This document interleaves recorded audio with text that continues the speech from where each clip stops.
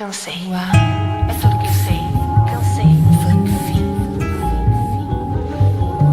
Fica frio,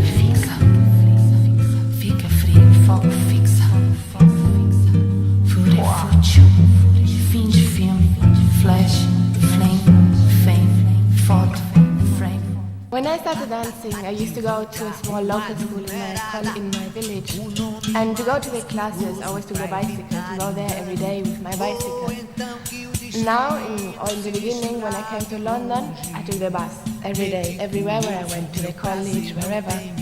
Now, after 3 years, I take the underground. And I see this development the same way in dance as well, no? Like you progress or you don't progress. But always you come onto a new level, a new layer, and something new comes to you. And you never know what it is. When I was 6 years old and I couldn't yet swim, so I was sitting by the side of the pool with my kids club t-shirt on, ready to go to kids club. And my sister's friend said, "Laura, throw me the rubber ring in." So I had this massive rubber ring and I got to the edge of the pool and I threw it over to her, but I forgot to let it go. So I fell in and I can just remember sinking and just seeing loads of bubbles in my face and swallowing water and panicking, and I didn't want to open my eyes because there was water getting in, but I wanted to see where the surface of the water was, and I thought, oh my God, this is it, I'm going to drown, nobody's here to save me. I couldn't see anyone, I couldn't see anything, all I could see was bubbles and water. It was going up my nose, it was going in my mouth, and I thought I was going to drown. Well, basically, my story is how I came to London and how my parents didn't really want me to take an occupation as dance. They didn't think it was going to be a good career opportunity. They wanted me to do a sports scholarship at Atlantic College, but instead, when I was 15 years old, I decided to go and do dance because it was a passion of mine, and it's something I've always enjoyed doing. I've done it all my life anyway, so I didn't see why I shouldn't carry it on. And you can only dance until the age of about 35, I'd say, as a profession. And I didn't want to have any regrets, and people in my family always said, never have any regrets. So that's why I decided to go for it. I started at school when I was young. I did like projects at school and dance clubs and drama clubs. And then I had a big break and didn't start again until I was 19. Well, I know my family were a bit worried, but I think they supported me, but they really wanted me to do, because I did an English Lit and Performing Arts degree. So I think they wanted me to do something with that, as opposed to go off and do a dance training course. But I think my mum's happy now, because I've been quite, I suppose, successful in that way. I started ballet when I was 9 years old. My teacher at the time, Mrs. Scott, she thought I had potential, so she thought I should apply for ballet school in Scotland, which is called Dance School of Scotland. I went there for 5 years, very intense training course, but decided that ballet wasn't for me. So I ended up training in more varied aspects of dance, such as contemporary or jazz even, or jazz, or even singing, a bit of tap, a bit of everything came into there, and I realised that there's more to dance than just traditional ballet.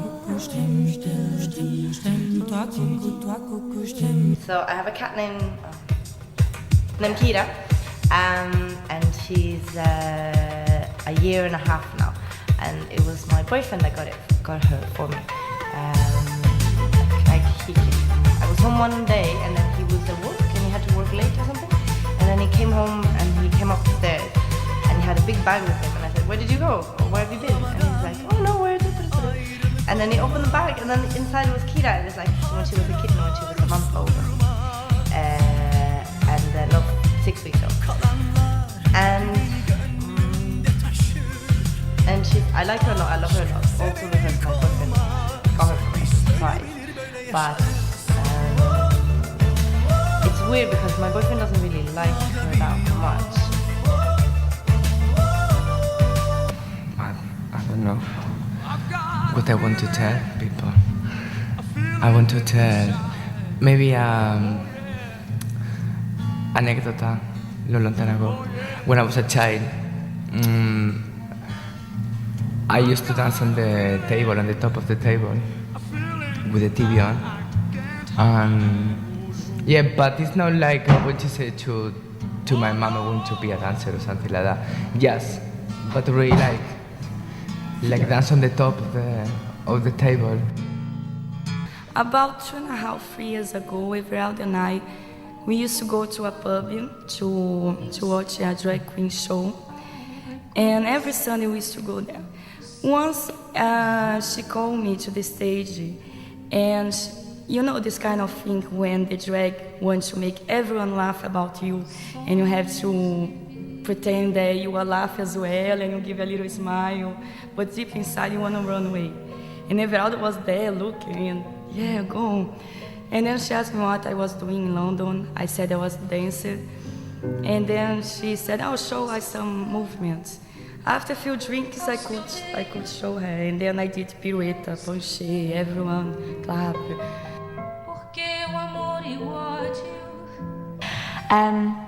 I think the movement's really nice because the way Everaldo works is he'll come up with something, it's a sequence of movements, and he'll do it really quickly and he'll say that, and then you can colour it in your personal way. So it's really nice because you've got that freedom to to put your own creative ideas in, but also you're following his inspiration, as it were. So.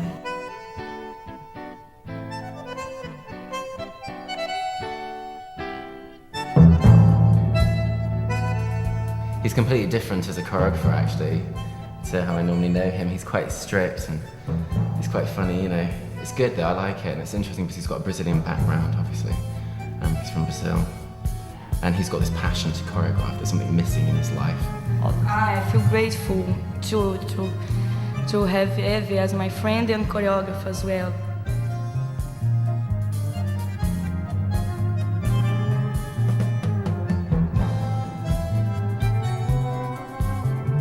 Work with Everaldo in the beginning is difficult, but in the same time it's really like he throws some material, and after you can put a lot for yourself, and this is really important. And I think he's one person with a lot of passion, and you don't meet people like this very often. Completely, I don't know, his mind is around the company all the time. When you see him somewhere in the street, I've got the pictures and the company all the time. And he has a lot of ideas and many things he has to bring out. And the nice thing with him, he doesn't, I don't know, for him there's no categories, no? He only sees the company as one thing. And he's just thankful to have people who can express what he wants to express, and he's nice. So whatever you do, he appreciates, because you are in the end like his language, no? He puts onto you, and this is nice with him.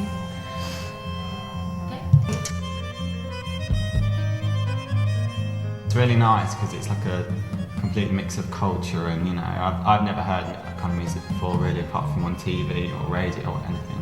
So it's really nice. It's freer, so much more freer and more expressive, which is really, really good to dance to.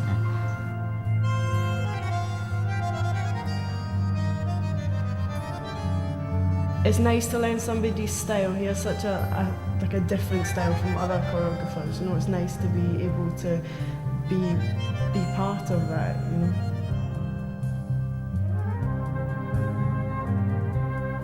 I think it's really a really good project, just because he's so creative, and because he also fuses Brazilian dance with the